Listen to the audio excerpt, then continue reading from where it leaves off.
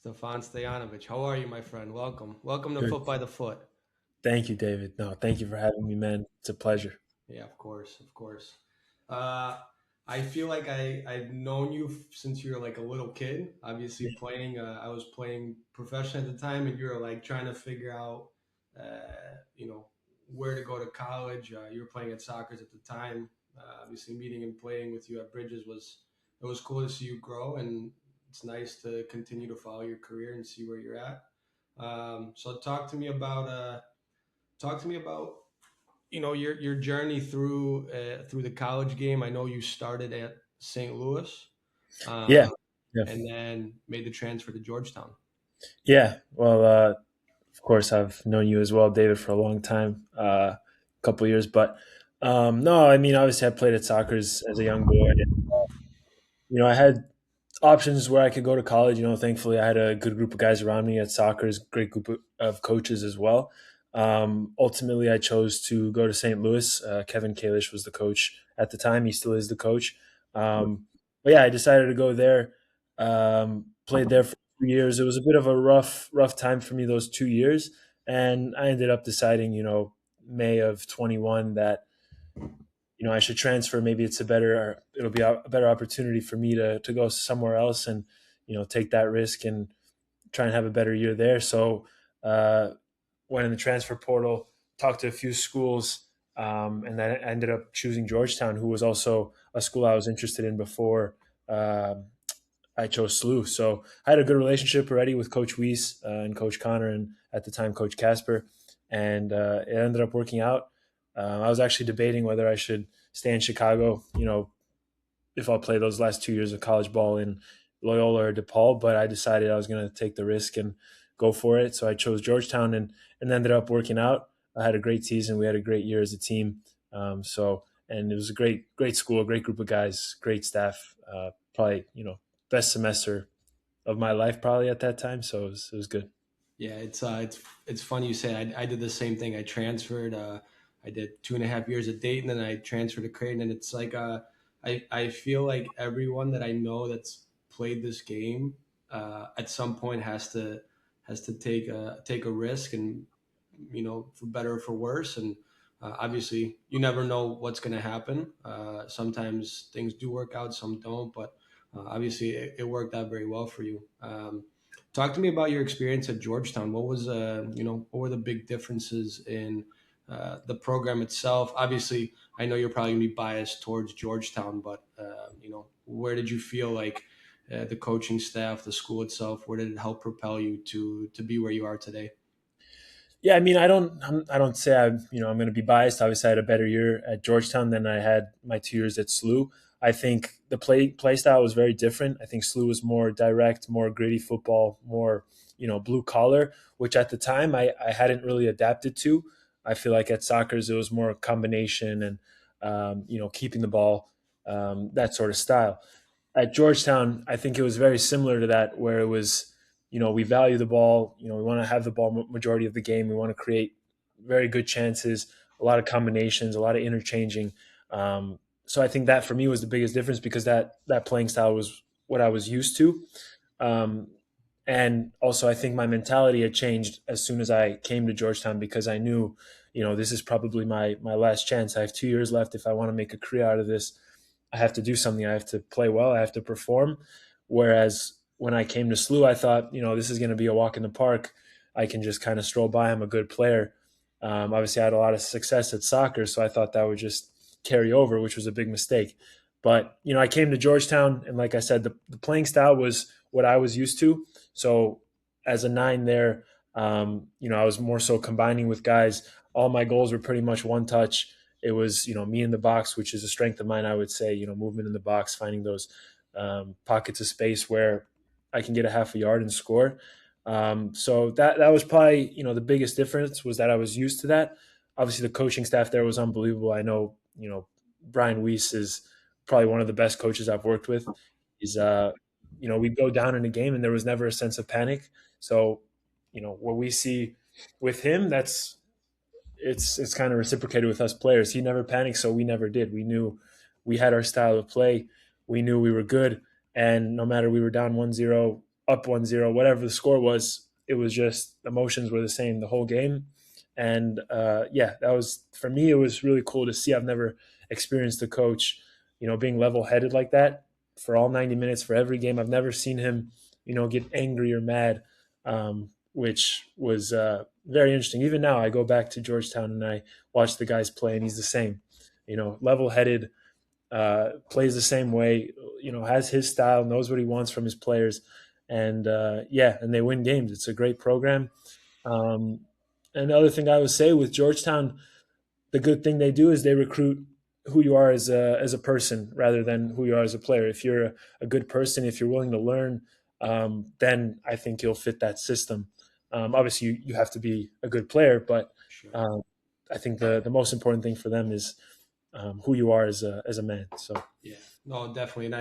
And having kind of experienced what what you did, I know the game was a little different in terms of maybe coaches around the A10, the Big East, but I also made the same transition from A10 to Big East, and you could tell the quality was better player for player in the Big East versus the A10. Not to knock the A10, I mean Dayton's gone on to have a lot of success yeah, after I left, and um, I would say credit to a lot of international players coming in and making a big impact. But yeah, definitely the Big East. I don't know how it is now.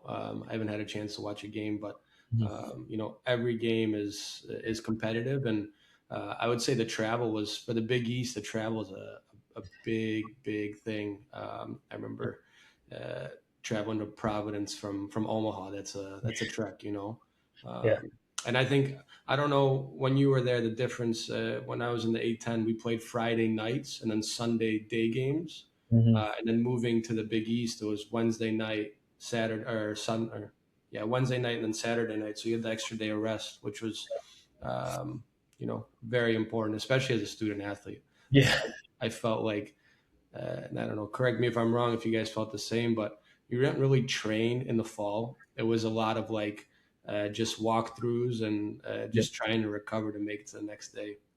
I mean, Um, yeah, it's a short season, I guess, right? It's yeah, a lot of games in a short period of time. A lot of it is, resting, recovering. yeah. So yeah, very similar. Yeah, and I think I hope that at some point that the game changes to a full year Yeah. schedule, just because I mean you're jam packing games. Look, at the end of the day, you still need to be you need to enjoy being a student, and instead of talk to me about like your education side with Georgetown, obviously a Yeah. prestigious school, and how did you balance both? Yeah, I think that's the most difficult part as a student athlete for any sport, really. It's that balance. And obviously, Georgetown is a very good school. Um, for me, I've always been a good student and I always do the best I can in whatever it is. So when it came to school, I would always give 100%. I would always do things on time and I would never really leave things for the last minute. It was a very, it wasn't easy. I was an economics major at Georgetown, which I took two of the hardest classes I've ever taken in my life. And the one class, the economics, was I forgot what the name of the class was, but it only had two grades. It was your midterm and your final, and of course, it's very difficult. But economics was insanely hard for me. Going from SLU to Georgetown was kind of a big jump for sure. At SLU, I was mostly doing the gen ed classes, so it wasn't too difficult. But then once I came to Georgetown, it was straight into what your major is. So yeah, it was difficult. A lot of late nights for sure, just to get my homework done. And the expectation there is if you're playing a sport, you also have to be a good student. So it's not soccer comes first. It's you have to do your work in school, and then right you have to perform as well. So Yeah, and that's how it is for most schools, right? I mean whether you're at Georgetown, whether you're at SLU, whether you're at Dayton, Creighton, it's the same. So, yeah, yeah, um, for sure. So talk to me then about you finished at Georgetown. Talk to me about the whole process. Obviously, you went to play with Philly Union after that, but talk to me about how you got there. What was the process like? yeah, I mean, I left Georgetown early, so obviously I didn't stay there those 2 years I had left. I left after my junior year. That fall, I played one semester at Georgetown, and I had a good year, obviously. And Philly came. Um, they said we're really interested in you. So I had a couple meetings with them. I was debating whether I should stay those year and a half left I had at Georgetown, or if I should start my professional career early. Um, and I told Philly the schooling was really important to me. I mean, I've went to school 2.5 years now. I'm not just gonna throw it away, and so that was a big piece for me. So we negotiated with Philly, and they said, okay, we'll end up paying for your school. I ended up getting into UPenn, which was awesome. So I decided at the end of the day, I'll go for it. Whether that was a good decision or a bad decision, I don't like to really look in the past in hindsight and think about that. I made the decision I made, and I went for it. Um, it was sad leaving Georgetown 100%. I mean, I part of me wanted to stay, a big part of me wanted to stay, but I knew what I wanted. Also, I wanted to start my professional career, and that opportunity came. And at that time, I saw it as a great opportunity, so I went for it. But yeah, I ended up finishing school at UPenn, which I'm incredibly grateful for. And yeah, that's how I started my career at Philly. So I signed that 2-year deal, and yeah, that's how that Nice. kind of came. I remember vividly having a conversation with you. It was you were second semester your senior year. Like you didn't want to go to school. You were Yeah, like, I don't want to do this. I want to go play. Like, and obviously you had a lot of talent. You still have a lot of talent, but you were like, this isn't for me. And I remember telling you, I was like, hey, just go for a semester, go for a year, and like whatever happens, ball out for a semester, yeah, and then you can always come back and finish. And I mean, I think now looking back at it, I would imagine that you'd agree with me that it was a good decision to even step yeah, foot on a college campus and have the yeah. opportunity to get the education. No, 100%. I think it's really, really important, especially in America. That option is there if you're a good player to have your schooling paid for. I have a lot of respect for guys as well that they play soccer, they come to college, and they decide, okay, look, soccer isn't for me, but now I have that degree, and I can use that good degree to get a good job. So, and we'll talk about it, but I think everybody has their own journey. Some guys at 18 they sign and they go to Europe. Some guys sign with an MLS team. Just because you go to college doesn't mean you're not going to be a good player eventually when you're done with school. So, yeah, for me though, it was I think a very good decision to do that. Just now I have that degree, and for when the day comes that I have to stop playing, I'll always have that degree, and hopefully I'll find a decent job. So. Totally. So you signed a 2 year deal with Philly. You walk into Philly Union's dressing room first day. Talk to me about what was the plan for you when you got there. Yeah, the first, I got there in February, I think, of 22, and I was automatically pretty much in with the second team. Went to preseason. We were there with the first team, so it was really cool just being a part of that, just seeing how the first team operates, and you're training alongside them. You see all these players that are playing against top teams, and obviously they're a top team as well. And I wasn't necessarily training with them that first year, but that first year I was mostly with the second team, and that was the first year of MLS Next Pro, so it was really special to be a part of that as well.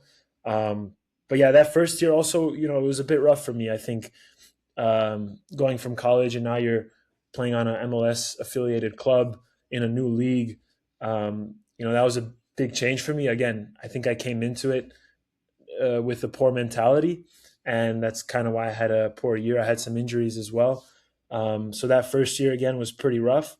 But the second year, I think I adapted more to how we wanted to play as a team. Obviously, Philly's more direct, always going forward, pressing, um, you know, good intensity, all that. It wasn't necessarily, we want to keep the ball the whole time. So that was also new for me. But yeah, that second year was much, much better. I had, 10 goals, and I was playing all different positions. I had I went to preseason with the first team. I was training with the first team occasionally. But it was a much, much better year for me. Yeah, and that year I felt really good. I was enjoying my football. I was enjoying being around the guys. Enjoyed training every day. Um, so yeah, that was a big step for me to have that good year in for my second year playing Yeah. professionally. So I know Philly's like very big on pushing kids through the academy up through the second team. Were you Yeah. one of the older guys at the time, even though you were 20, 21? Yeah. Yeah, at that time I was 21, 22. My second year I was 22, but yeah, I mean Philly they have a great youth system. You see how many homegrowns they have playing for the first team. So we did have a lot of 16, 17, 18-year-olds on that team at that time, so I did feel more of like I had to step in a leader role kind of.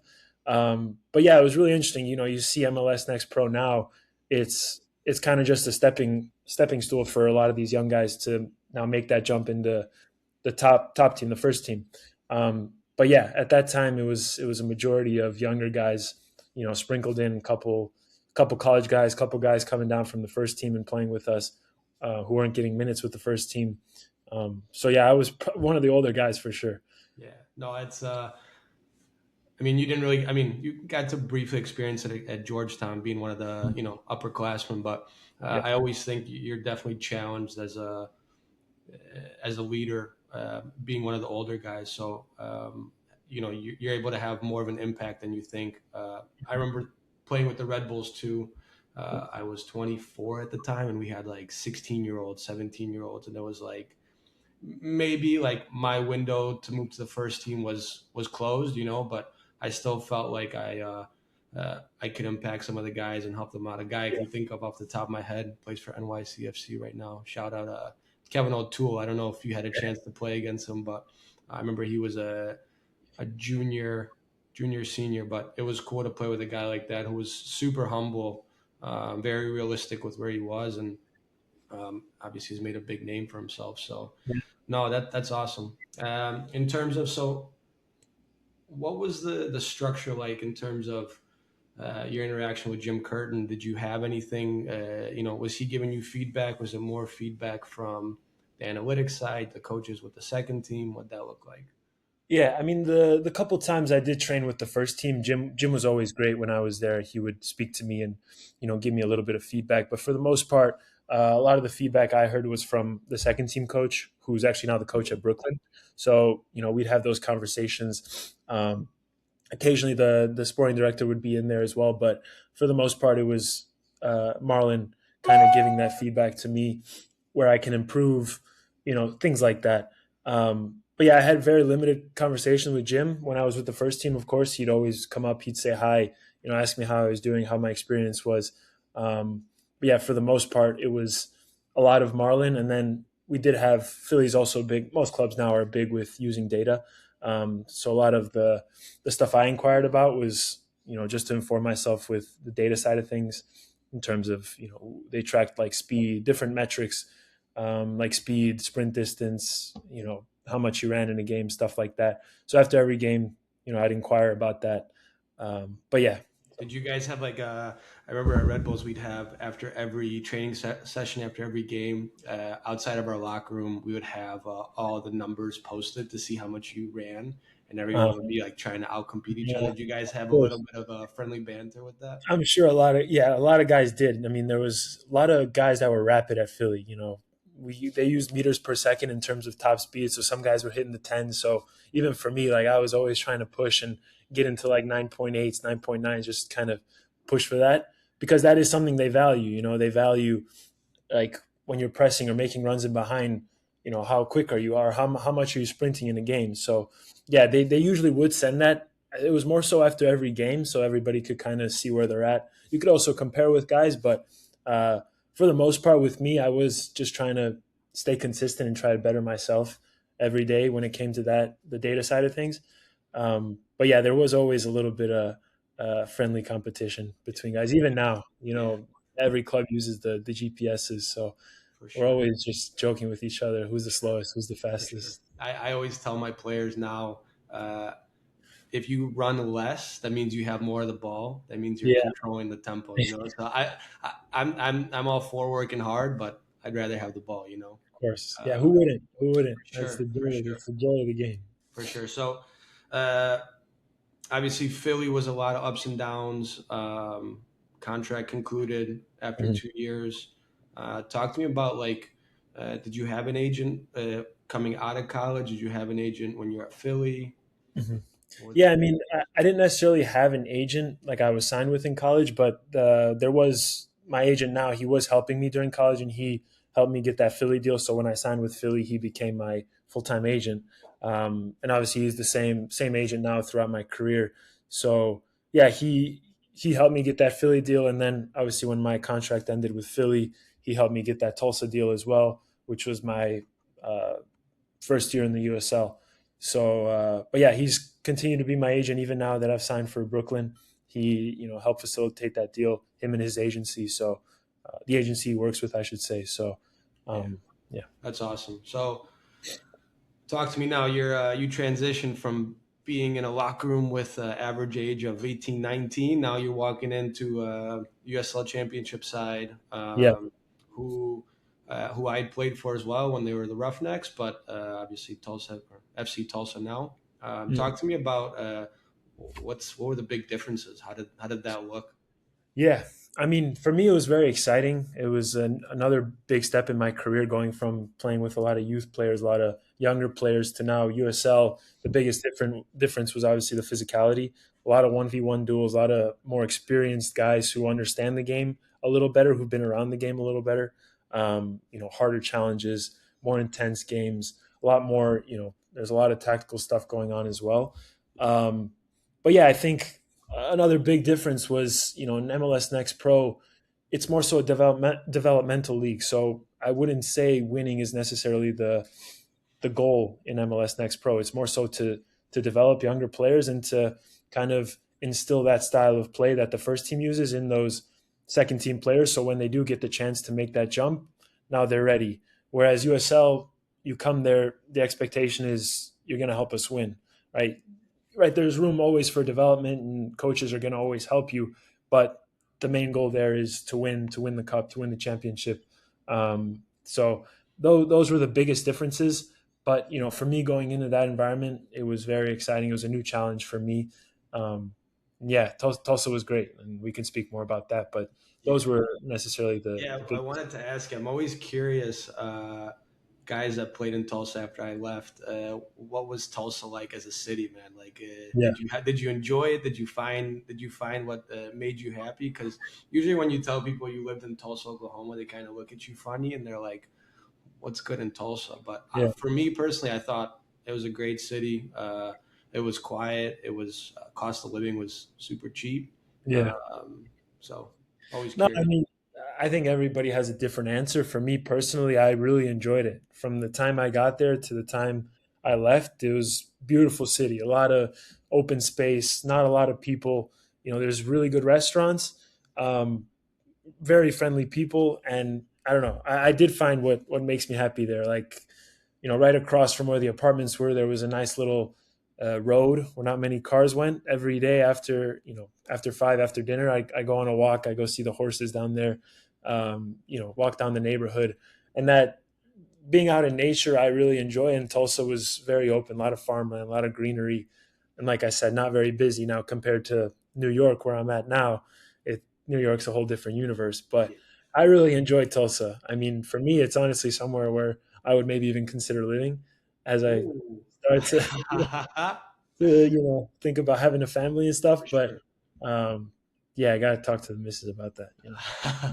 I think Tulsa has like the most. I don't know if it's changed. But when I was there, it was like the most fast food restaurants Oh, really? uh, in the country, which is kind of crazy. I mean, now looking back and thinking back to it, like makes sense. Uh-huh. You had every option. I had no idea what Zaxby's was, and then Yeah, one of the guys like you should go try it. But it was, I mean, uh, if you're an aspiring pro athlete, don't go to Zaxby's. No fried chicken, but no, it was awesome to get some of that. yeah. Um, talk to me about playing at One Oak. How was that experience? Mhm. Yeah, I mean, that first year at Tulsa, again, it was as a team, as a collective, it wasn't the best year. I mean, we missed out on the playoffs, but I really enjoyed getting out in the community, meeting the fans. We had a really good ultras group who would be at every single game. They'd also be out in the community with us, doing whatever it may be, helping out at the food banks, or there was also like some coaching stuff we did on the side with a couple guys. But though, they're the heart of the club. They've been there, every single game, and now I'm really happy for them, the success they had this past year. They truly deserve that. But One Oak was a really cool place to play. Obviously, it's a baseball stadium, but this past year when I was there for the beginning of the year, as we started winning and the community got more involved, it became a really, really difficult place to play for opponents. And as you saw, once they got into the playoffs, um, quarterfinals, semifinals, and finals, One Oak was sold out. So it was really big for the Tulsa community. That's the biggest sport they have there, with FC Tulsa. So yeah, What do you feel like the big differences were from year one to the second year? Obviously, a lot of success, but was it? yeah. Do you think it was the managing? Do you think it was the players? Do you think it was a little bit of both? Yeah, I mean, I think it's a lot of things. There was a lot of changes made within Tulsa. We got, new sporting director, new coach, a lot of new player, a lot of turnover from players. I was lucky enough that, I still had a guaranteed year, so I started off the season with them. But the biggest thing that this past year was that every guy from, guy that's playing every single minute to the last guy on the bench that hasn't even maybe been rostered, every single guy on that team that they gave their best in training every single day. So like I said, even that guy that never played a minute, he's giving his best in training. That's in turn making these starters better, right? So that was a big difference. I would say also, the gym sessions unbelievable. You have guys cheering guys on. Nobody's skipping reps. Everybody's there early. You got guys that are. We had three different groups for gym sessions. You had guys in the third group striving to be in that first group, right? And that was special as well. What else can I say? There was so many things I think that went I into. feel like the one thing that obviously you hear things with guys in the locker room, but the one thing I noticed was there was never a set lineup. You Yeah, guys always rotated guys, and for me, I think, especially in that environment, it's always important to value everybody. yeah, I remember when a lot of teams that I played for, there were guys that you knew that were never going to play, and by the end of the year, it was like, you're a bit checked out. You're there, but you're just waiting. You're counting the days down until you can move on. So for me, yeah, I think that's as a manager, I think kudos to Luke and how he was able to instill faith in everybody. yeah. But yeah, everybody. I mean, Luke did an incredible job. I love Luke as a coach. He's an unbelievable guy. But in terms of him as a coach, he's another one of those coaches that I'm very grateful I had the chance to work with.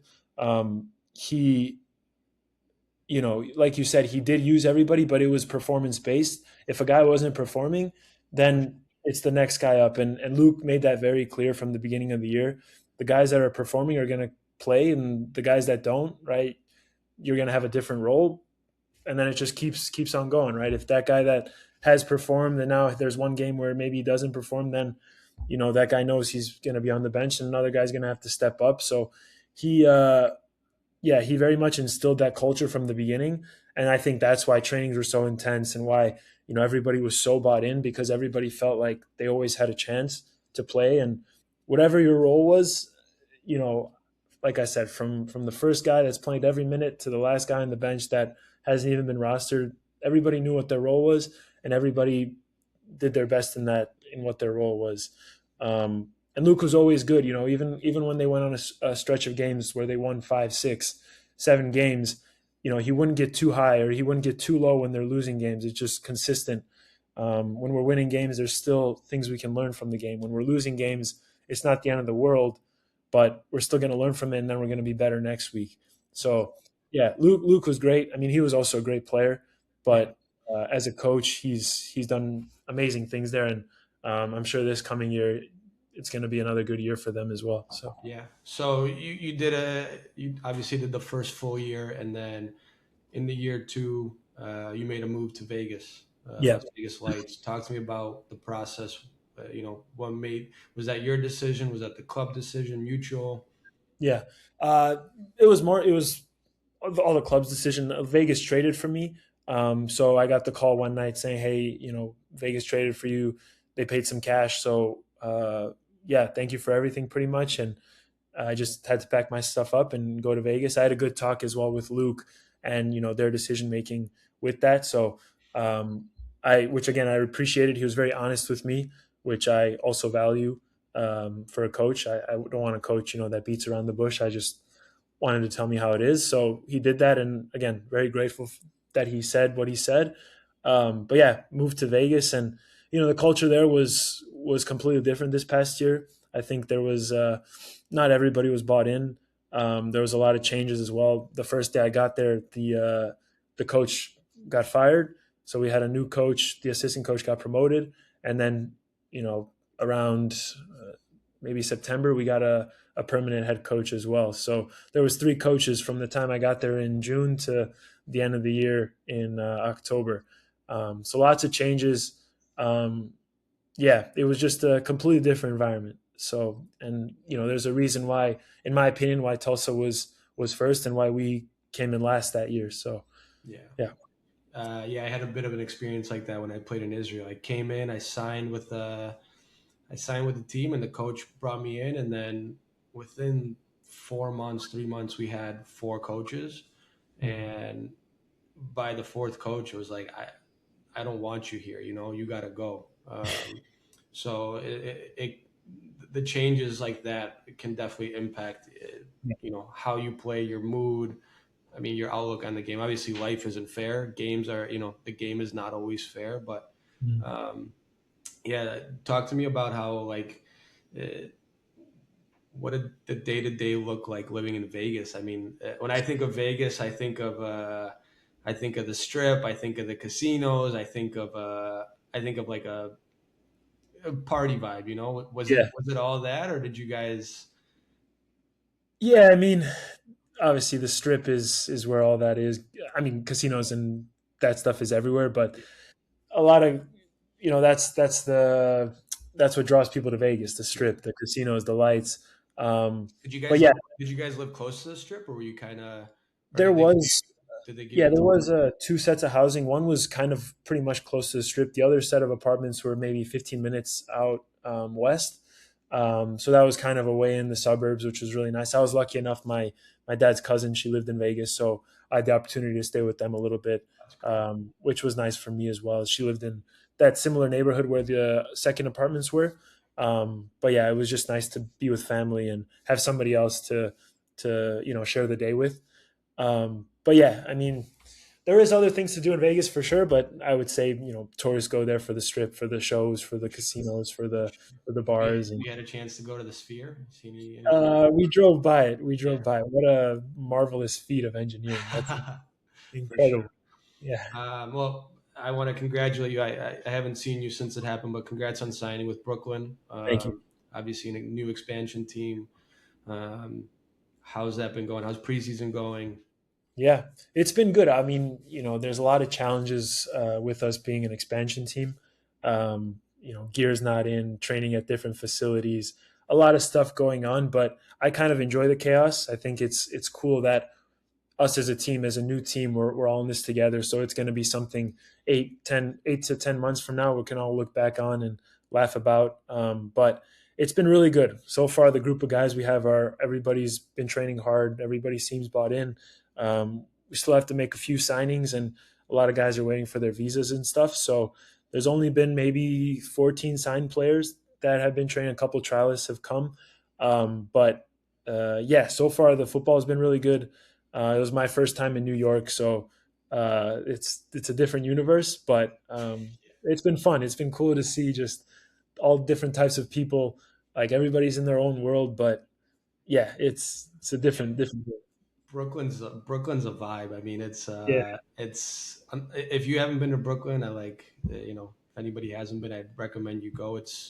Um, it's definitely a cool spot. You can find literally anything and everyone, and it's Mm. diverse, and it's truly a beautiful place. I don't know. I've always dreamed of living in Brooklyn. I don't know if I can do it at this point, but um, so you guys are training at different spots now. Yeah, Will there be a home base at some point? Is that kind of still? we've been trained. So the first week, first couple of days, we train at the stadium, which is where we're going to play down on Coney Island. And then there was a pretty big snow, and because the baseball team doesn't play in the winter, there was really they have no equipment to move the snow off the stadium. So we got there one day, and it was just snow on the field. We couldn't train there, so they pushed training back. We went to some place called the Soccer Roof. It's like in a building. It's 3 stories up. You got some small indoor field, so we trained there. And then the other day we went to this kind of like gym sort of vibe, but there was a bigger pitch on there, so we trained there. And then it's looking like next week we might go train at one of the colleges on Long Island if they have a bubble. So yeah, I think once spring hits, summer hits, we'll be training at a regular place. But right now, just all this chaos and the snow and stuff, they're just trying to make things work, and we just have to embrace it. I mean, it is what it is at this point. We have to know it's an expansion team, but it's not ideal, but it's just what we have to deal with right now. I mean, listen, you get paid to play, you get paid to Yeah, do what you love. So I think it doesn't matter where you play. It's important to, and for in my opinion, for you, obviously, you're coming in with Marlon, who knows who you are and knows how to utilize you. So for me, I think it's important for you to take that big step now yeah, because I think your career's had the ebbs and flows, and I know you want more for your career. yeah, So this is like a perfect platform for you to show what you can do, on a consistent basis. yeah. No, I completely agree. Yeah, Yeah. So we'll pivot a little bit. I know obviously you're a local guy, a Chicago guy. Wanted to like learn more about your upbringing in soccer. I know you have a Serbian background. yeah. Talk to me about like family culture. Obviously, soccer is huge in Serbia and all former Yugoslavia. But talk to me about that.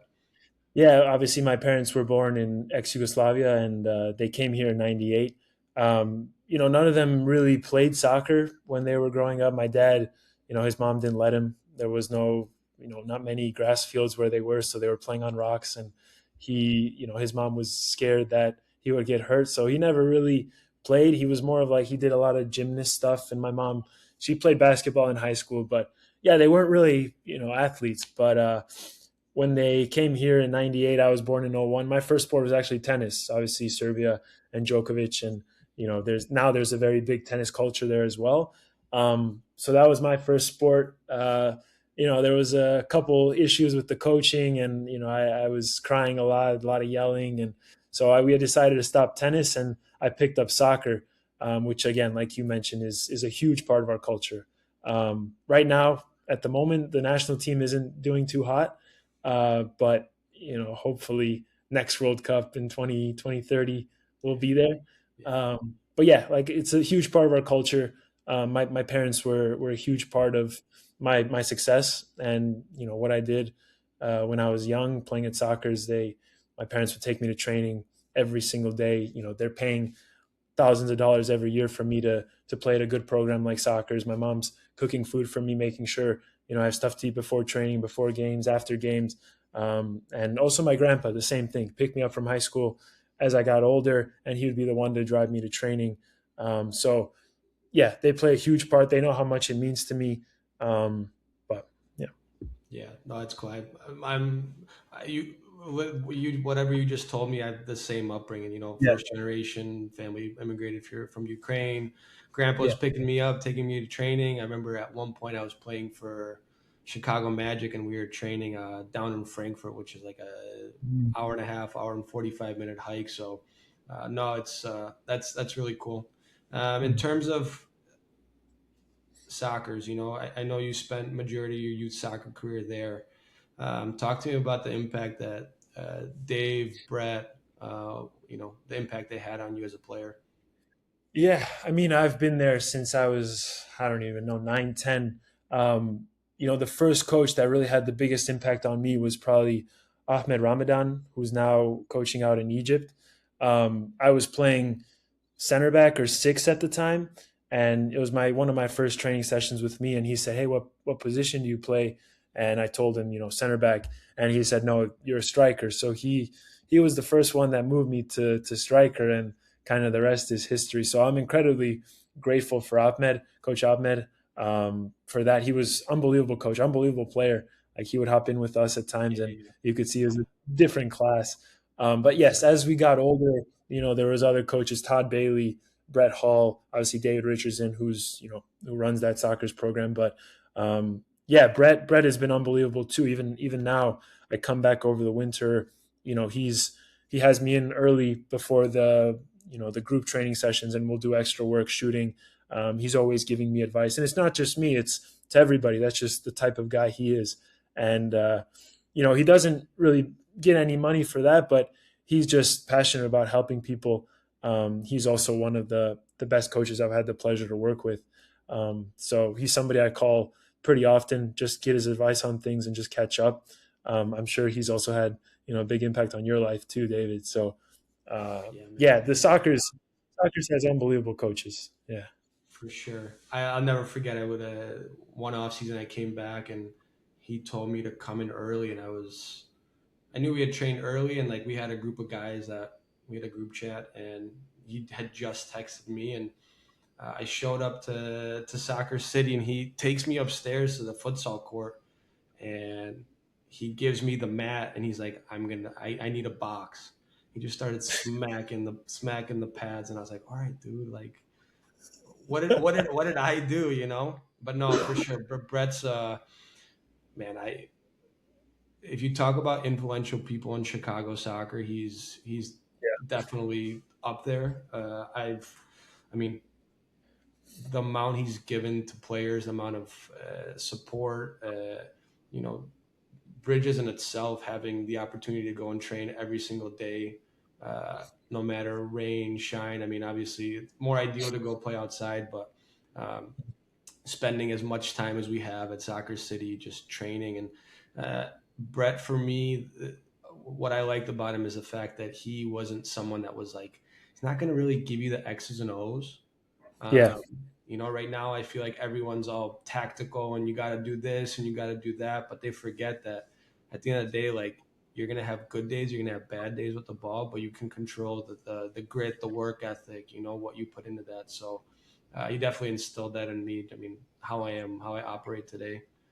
yeah, Um, and it's cool to see him still running. I mean, the guy doesn't stop. I mean, and I know he works with the 18s now or the 19s at Soccer's, and he pulled up in the fall, like still coaching, still going at yeah. it, Still uh, going strong. Yeah, still going absolutely. strong. And it's so funny. There's a couple guys, younger players that high school kids that have like shown up to Bridges and they're scared by the guy, and it's so funny to know that like he's got the biggest heart and the best intentions, and Yeah, all you got to do is just earn your respect with him, and he will be there for you. And no, he's been great. yeah. Um, yeah, man, that's talk to me about Bridges. How's that impacted you as a player? Yeah, I How's mean, obviously Bridges. It's for those that don't know, we go and we play small sided, winner stay on. But I've been going since I was maybe 16, 17 years old.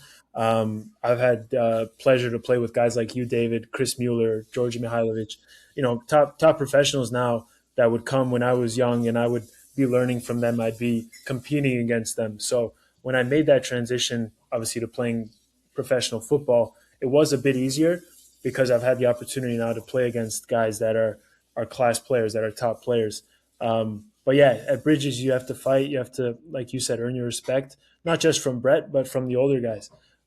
So yeah, I've been going since a young age, and that's helped me throughout my career. And I'm grateful that's even a program that we have available in Chicago, because many places they don't. You either have to train, in a small group outside or by yourself. But we're very lucky that we have that opportunity to train with top guys every winter. So Yeah. it's I'm good. glad you're a little older. I remember when you were younger, I used to kick you all the time just to make you grow up, humble you a little Even bit. now, though, even Even now, now, even I mean, now it's a little different. I'm not as yeah, fast, but if I'm late, if you get by me, it's gonna be a foul. I won't. It yeah, won't be easy. Remember exactly. this past winter it was a struggle, man. I was huffing and puffing. Honestly, training in that place is difficult. Uh, Yeah, you can be the fittest person in the world, but I don't know what it is about the air quality in there. But it definitely like puts some more hair on your chest than you have. for sure. Yeah, it Uh, makes you grow up. Yeah, yeah. Little side note. I mean, I obviously I ran into you this winter, and I made a comment to you that just checking to see if that was you that was emailing me all year from Fair Whistle. yeah, And it happened to check out. Super cool. I mean, obviously I fill it out after every game. Yeah, But talk to me about Fair Whistle as a company. I think it's very interesting to have something like that yeah. for I mean, referees. yeah. Before I even like explain kind of what it is, I think, for me as playing professional football, there's so much time I had on my hands. So I decided to kind of venture out and see if there's anything I can maybe do outside of soccer, maybe use my degree and get some experience. So I did get in touch with the people at Fair Whistle who have been nothing short of incredible to me. And I ended up, starting to work for free for them just to get some experience. But essentially, in every sport, referees they're the backbone. Without them, there's no competition. So, yeah, and with soccer becoming more and more popular here, I think, which is amazing. I think there's also that's led to an increase of abuse and led to a lot of refs leaving youth soccer and youth sports in general. So the goal with Fair Whistle, it's not only to create healthy sporting communities, but it's also to help assist in the development of officials using the data we collect. So essentially, we're a sports assessment and survey platform that enables leagues to gather and respond to feedback that pertains to officials, to coaches, um, to things about league compliance, to operational issues, whatever that may be. And now we take this data and we create dashboards for the leagues that they can use to track performance over time. So essentially, it's just this big feedback loop that promotes transparency between coaches, between leagues, and between the officials. And yeah, ultimately, we just want to create healthy cultures within these communities, and we want to see refs develop to go from like grassroots to amateur to professional. And the better the standard of refereeing is in youth soccer, when those referees make the jump to professional soccer, that standard will stay the same. And that's the goal essentially with Fair Whistle. So you completing those assessments along with other coaches is I generally I'm fairly understanding. I think I was as a player, I was much worse. yeah, I definitely was a little more emotional. I think as a coach now, and I had the opportunity to coach a younger group of players. It was like a U9, U10 team, and uh, parents go crazy when it's like the slightest call that's off. yeah, But for me, like at the end of the day, it's kind of like life, you know. Not everything's gonna go. Not everyone's always gonna see everything. So I think yeah. that's important to have some kind of feedback for the referees, just so that they listen. You're gonna make bad calls. It's fine, but you know, instead of being yelled at from the side, you know, having that constructive criticism to improve for the next game and to build off of that is important. And I mean, it's a bit of a shame, right? Like we as players, we make a mistake. It's not really the end of the world. Like it's going to happen. Now, referees, they make one mistake and they get yelled at, abused because even if they had a great game. So it's the nature of it. It's a really, really tough job. And me working for Fair Whistle part time has kind of helped me see referees in a new light where I was very similar as a player. I would yell at refs. I would, be in their face when I felt like the call was wrong. But now I understand they're humans too. They're a huge part of the game. We need referees. Without them, there is no competition. So now I try and be more and more respectful to them. And I know, right? They're trying their best always. They're going to make bad calls. There's really no reason for me to swear at them or to abuse them because, like I make mistakes as well in the field, they're going to make mistakes sometimes as well. But we're all doing our best. So yeah. Uh, So I guess like my question for you is like, do you have any predictions on like evolution of Fair Whistle and you know what's kind of like the next layer, or if you don't know or I can't share, you know, what do you see like how can we grow, uh, you know, the state of the quality of the referees? Yeah, I mean, this, I think is pretty public, but like on our website, you'll see coming this year, we're going to debut, it's called an official portal where now officials can actually log in and see kind of the feedback they've been receiving, areas of improvement, areas they've been doing well at. And that's kind of our next step now, because recently it's just kind of been the feedback now goes to us. We make these dashboards and we send it to the leagues who can now, if they want, meet with the clubs or meet with the referees. But yeah, the next step for us is to create that portal. So now they can see, the referees themselves can see where they're doing well, the areas they can improve on, the feedback they've received. things like that. So yeah, that's kind of our next step. But yeah, we'll see. The plan is to debut that hopefully later this year. That's cool. Yeah, man. I'll make sure to stay on top of the emails, and Thanks. I'll make sure the other coaches are also filling it out. I know No, sometimes it's sometimes important. yeah, of course, of course. No, as a club, we're because I think there's like some kind of scoring as well for the club. Yeah, yeah, Based on us filling it out. So I know the Fire's big on making sure that we do fill it out. So good. Yeah, um, I mean, we have a couple leagues where participation is low, and it's if you want to see the full data, you need everybody to participate, right? If people aren't participating, things can fall through the cracks, and now the league may not be aware of racism or of some abuse that occurred because somebody didn't, complete the assessment. Leagues are too big for them to know everything that's going on. So that's why, we try and centralize all the data. So, let's say MLS Next, for example, the academy or the homegrown divisions, participation is very, very good. So you can kind of get a big picture of how most clubs are doing, how the behavior, like you said, of certain clubs. You can see what referees are doing well, what referees maybe need some improvement or more educational courses, things like that. So yeah, the participation aspect of it for coaches that's a big part to for what we do.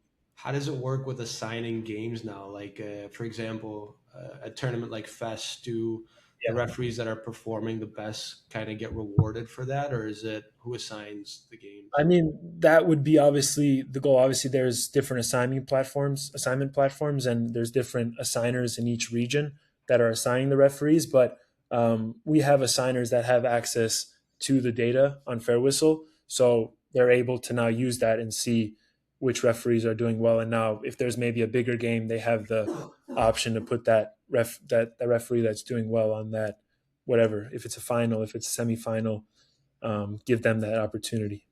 Yeah, cool. Yeah. All right, I know big summer ahead. Yeah, I'm huge. looking forward to it. World Cup. Yeah. Um, give me the player that you're most excited to watch this summer. I mean, for me, it's got to be either Messi or Ronaldo. It's for sure, I would say, their last World Cup. Um, I'm hoping Argentina and Messi do it again. Obviously, Serbia is not in it. So I really have nobody to cheer for. I hope the USA does well as well, because it's in the US. Obviously, it's in Canada and Mexico too. But being an American citizen, you want to see the sport grow in America. So I hope they do well. But if there's one player, it would be Messi. If there's two players, it would be Messi and Ronaldo. I hope they both do well. They both have a good send off. Yeah. I think the earliest they can meet is maybe in the quarterfinals. Okay. I'm not sure, but it'd be cool to see them play against each other I and think let that'd the be like a dream ending for both of their yeah, careers if they met in the for sure. final. Oh, that'd be unbelievable. I take Argentina. Yeah, I'm a Messi guy, but yeah, no credit to Ronaldo as well. He's yeah. incredible. I know people talk down on him that he didn't do this, he didn't do that, but the guy's done everything. He knows how to score goals, and at the end of the day, I tell my players all the time: if you want to make money, you got to score goals. That's it. End That's of it. story. Doesn't matter how it goes in. That's it. That's it. Um, talk to me about maybe give me a under 21 player that you want to watch. I mean, under 21, it's definitely Lamine Yamal. I Yeah, mean, the kid's special. Just watching him on Barcelona and the stuff he's pulling off. He's 17 years old, right? 16, 17 years old. he's 18, And just turned 18. I 18? think. Yeah, this 18, year. sorry. Yeah, Unbelievable. The yeah, stuff this kid is pulling off is insane. So Spain always produces unbelievable talents, and obviously they play a beautiful brand of football. So I am excited to see him play. Um, yeah, under 21 player, it's got to be yeah. Lamine Yamal for sure. Uh, favorite or team that you're most excited to watch? I obviously, like I said, Serbia is not in the didn't make it. So I do want to see how the teams like Cabo Verde and like Uzbekistan do. Yeah, Uh, I'm sure that's like their first World Cup, maybe for both of them. So I'm excited to see if they can maybe pull some stuff off, some upsets. USA is obviously another big one, just because it's in the US. But I also really like Japan as a football team, just the discipline and the way they play. It's always it's all in unison. I really enjoy watching them play, and they've always do well in the World Cup. round of 16, maybe quarterfinals sometimes. But that's a team that I really enjoy watching play. Yeah, Um, I coached a kid at Roosevelt a couple years ago. For me, like the Japanese culture is, yeah, it's like the most beautiful thing. I mean, the guy would, you didn't have to tell him even once to come pick up the cones, pick up the ball. yeah, Like he just knew that's I have to do this, and the respect that they have is next to none. yeah. So no, I that's cool.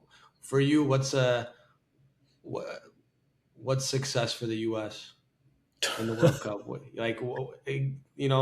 they got to win? Got to get out of the group? Do they got to make the final? What do you think is going to I be mean, the obviously, situation? if they win the final, that'd be incredible. They do have. I mean, you look at the players they have. Like, they're starting 11 and whatever top 18 guys are playing in the top European leagues. So, and with Pochettino now as the head coach, I would hope at least the quarterfinals would be achievable. But obviously, the goal should be to win it all. Whose goal isn't to win it all if you're there? So, Yeah.